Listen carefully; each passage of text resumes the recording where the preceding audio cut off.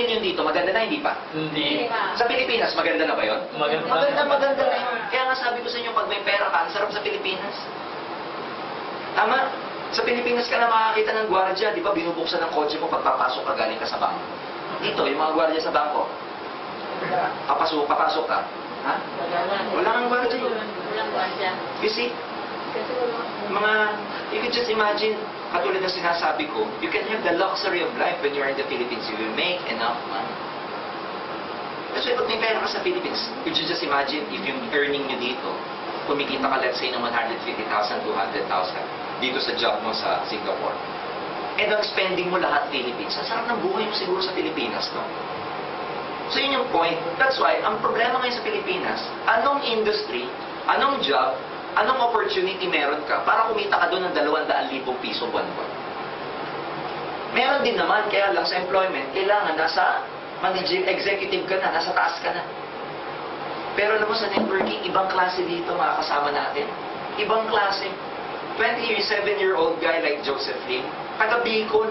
Ang hirap pa ng Bicol. Doon sumabog ang network niya. 1.8 million a month ngayon sa AIM Global. Bicol pa yun. Eh kayo Singapore, mas may pera tao dito. Yes. Mas kayang bilhin ng tao dito yung kit natin. Nakuha niyo ba? Galing ako sa Davao kay Jun Agaraw. 8 months lang, pedicab driver. May Montero Sports. Montero sa atin, 1.4 million. You can just imagine, galing ako ng Bohol, si Emma, plain housewife, driving a Hyundai Tucson in this business. Never can you find any other industry na pwedeng mag-develop na ganitong klase para sa mga tao. In network marketing only. Kaya dito ulitin ko, you may have the money right now in your job because you're probably, most of you are probably making a lot of money in your job. But I bet you don't have the time. You don't own your time. What we can offer is that here in network marketing, you can even make more money than what you're making right now. Yun lang, magtatanim ka muna. Magbibuild ka muna. Because in life, ganun yun eh. Tanim muna bago umani. But ang promise ng network marketing, ladies and gentlemen, grabe, very rewarding to, overwhelming. Kaya lang, magaganda dito, may pera ka na, may oras ka na. Ano pa? Why network marketing is a very good opportunity? Kasi dito lalabas ang iyong potential. Yung mga training sa pagdadaanan nyo dito, lalabas ang galing mo dito, lalabas ang potential mo dito. Pag lumabas ang potential mo dito, magugulat ka, kahit ikaw, you'll be amazed sa sarili mo, sa capacity na pwede mo palang gawin. Because dito, maraming mga trainings, maraming mga pagkakataon na ikaw, talagang, madidevelop. Like me, na-develop lang naman ako dito eh. Some people are telling me that, I'm so good, etc. Sanay na ako. Of course, I've been around for 14 years. Magulat kayo kung hindi pa ako ganito. 14 years na ako. Tama ba yun? So, dito lalabas ito, ang potential na yan. Ang akin lang, syempre, para lumabas itong potential na to, may mga pagdadaanan ka na, yung mga experiences ninyo, itago nyo lang. Kasi pag nagsasalita ka na sa harap, dalawa yan. Yung mga magagandang experience mo, you have to tell to people pa rin, to inspire them. Yung mga failures mo, sasabihin mo pa rin to motivate them. Sabi nga nila, to motivate people, tell about your sad stories, tell about your failures. But to inspire them, tell about your success stories. So either way, tatago niyo yung experiences ninyo. Marami kayong magiging experience dito na titibay ka, gagaling ka. Pati ikaw magugulat ka sa sarili mo pagka nakaka-attend ka ng training. Madidevelop ka talaga eh. Pati mindset mo magbabago. Pati yung pananalita mo magbabago. Pati ikaw magugulat sa bibig mo na gano'n na lumalabas sa bibig mo. Magugulat ka. So, ibang klase itong industriya natin. Kaya for me, marami yan eh. But these are just the major things that I want you to see and think about why you should do network marketing, especially in global.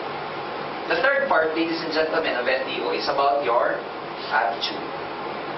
Ang negosyong ito nakakagulat kasi dito po, it's all a matter of attitude. Pag ang na-develop dito attitude, you'll become successful. People normally ask us how you do it, how you do it, how you do it. Yung skills na papag-aralan, pero dito ang dapat ma-develop sa'yo yung attitude. Why? Kasi yung attitude, ang manifestation niyan sa action. Makikita mo ang attitude ng isang tao sa action niya. So parang, dahil ang action na nagpo-produce ng result, hindi yung action na babaguhin mo muna. Of course, babaguhin mo to. But ultimately, bago mabaguhin yung action, yung manifestation, yung activity mo, ang dapat magbago muna sa yung attitude mo.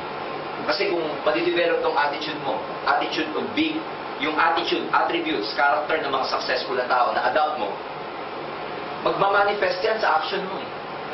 And action always produces result. Bad action, bad result. Good action, good result. Pero para maging effective tong action na to, ang dinidevelop namin dito sa AIM Global, sa network marketing, yung attitude ng mga distributors. Kasi attitude nandiyan lahat, yung magbabago behavior mo, personality mo, character mo. Eventually, madidevelop kung ano yung mga action na dapat mong gawin. And then, yun na magpuproduce sa'yo ng result. That's why kung dito ang gagawin mo, puro action ka lang na action without, and doing any corrections about your attitude, hindi rin, ibabalik din yan. Babalik din yung sarili mo, ibabalik din sa ganun. Kaya dapat ang nadidevelop ay attitude. Number 1, sa mga attitude na yung tinatawag namin good learning attitude or GLA. You must have the humility to learn everything. Hindi lang, madami kayong matututunan not only from the speakers. Sa internet, ang dami niyo matututunan tungkol sa networking. Buy books, no? Dito nga, meron akong nakitang borders. Sa atin nga, walang borders sa Philippines. Ewan ko, meron ditong Barnes and Nobles. No? But, there's a lot of available books sa mga bookstore where you can buy and read and learn from it about network marketing. Ako doon lang ako natuto. Natuto ako sa mentor ko. That's why dapat may mentor ka. Natuto ako sa pagbabasa ng libro. And natuto ako sa pakikinig ng mga tapes. And number 4, natuto ako sa experience ko. So those are the sources of your knowledge na probably pwede mo ma-accumulate para ma-develop niyo yung organization niyo ng maganda. Pero ito, ang tawag ko dito, humility to. Kasi mahirap yung ang tawag kasi dito, pagka pinag-aaralan mo yung business natin, uulit-ulitin mo siya eh.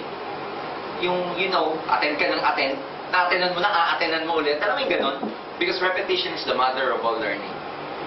Yun lang, syempre, pag attend ka ng attend, ang dilema doon, syempre minsan yung pride mo, kasi na-attendan mo na eh. Parang ako, nung nag-start ako sa network marketing, every time na may recruit ako, kasi meron po akong photographic memory, alam niyo yun, yung pag nakita mo na, alam mo na siya kahit isang beses lang, meron akong ganun eh. So, nung nakita ko yung marketing plan, alam ko na. Kaya every time na may recruit ako nung bago ako sa networking, yung recruit ko, dinadala ko sa loob. Ako nasa labas. Ganun ang attitude ko kasi mainipin ako lalo na pag alam ko kung yung pinag-uusapan. Ito alam ko na eh. Ito problema. Pag may recruit ako, pinapapasok ko sa loob. Pag darating yung sponsor ko, pangalan June. Sabi ko, June, may recruit ako, mamaya kausapin mo. Ganun yung gusto. Sabi niya, talaga George? Oo, nasa loob. Sasabihin sa akin ng sponsor ko, sige, tabihan mo. Kumopya ka. Ako naman, kopya. Pero hindi ko mag-gets. Following day, may recruit na naman ako. Nasa lobby na naman ako. Damiting namin yung sponsor ko. Sabi ko, Jun, may recruit ulit ako O sabi mo mamaya. Sabi sa akin, pare, pumasok ka. Tabihan mo. Kumopya ka. Pasok na naman ako. Kopya na naman ako. Pangatlong araw, nakita na naman kami. Sabi na naman sa akin, pare, pumasok ka. Kumopya. Sabi ko, pinakita yung notebook ko. Sabi ko, Jun, niloloko mo na ako. Tulga mo yung notebook ko. Pare-parang bilo-bilo ko. Pare-pareho na naman sinasabi sa loob, sabi ko sa kanya. Malaki sa akin yun. Sabi sa akin, kokopya ka hindi. Sabi ko, kokopya. Nagreklamo ko eh. Pang-apat na ako, kopya na naman ako. Pang-5 araw, nagkita kami, sabi ko, huwag ka na magsalita, kokopya ako. Sabi natin niya. Alam mo, pang-5 araw, hindi na ako makatulog. Kasi bakit? Na-translate ko na yung marketing plan sa pang-araw. Na-internalize ko na siya down to the cellular level. Parang complete. No? Yung marketing plan, na-internalize ko na down to my cellular level, down to my bone marrow.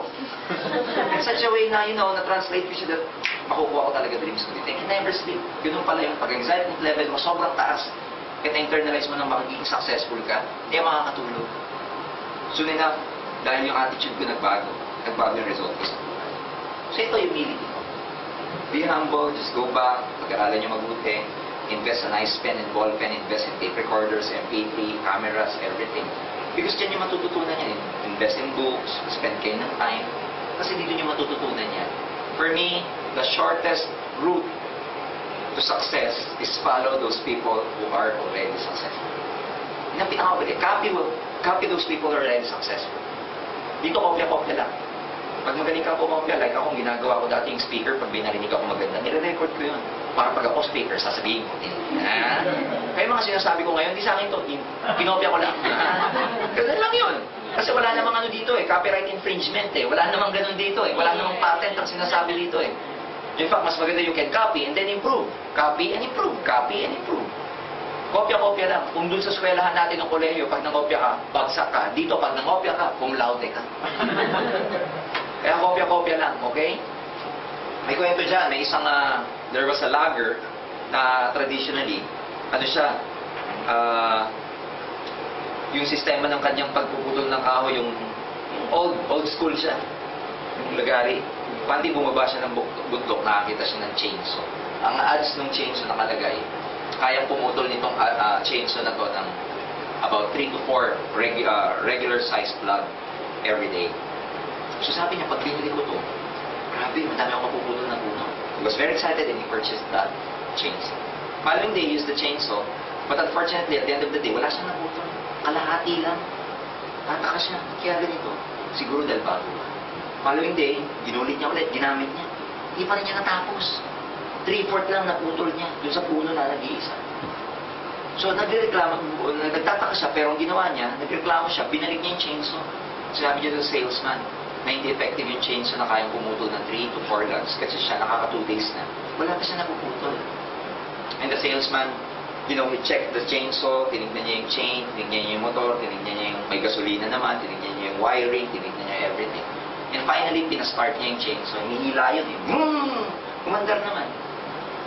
Sabi nung logger, ay, umaandar pala yan. Sipin niyo paano niya ginamit yung chainsaw. Wala ka talaga mapuputol. Diba? So, ang tawag doon, hindi niya pinag-aralan. Diba? Same way, kahit gano'ng agad itong business na ito, pag hindi mo pinag-aralan, wala rin siya. And there are a lot of people that you will hear who never succeeded in this business. A lot of people will tell you, nag-networking ako, walang nangyari sa akin before. Maraming reason kung bakit nag-fail ang tao. But the amazing thing about that is, one thing that I'm always surprised about is that when people say that I did not succeed in that company, is that they always blame other people, circumstance, or whatever, but they forget to blame themselves. If you don't learn how to swim, you never blame the swimming pool. If you don't learn how to ride the bike, you never blame the bicycle. Maraming tao ganun. Ang sinis, kasi yan eh. Yung complete kasi green eh. Kung ginawang yellow yan, successful ako. Lahat na lang eh, no? Alam mo yun? So, ang tawag namin dyan, do not find for reasons kung bakit ka mag-fail. No? Huwag kang maghahanap ng excuse that you will fail. Look for reasons bakit ka dapat mag-succeed. Number 2, pwede ito talaga, as leaders here in Singapore,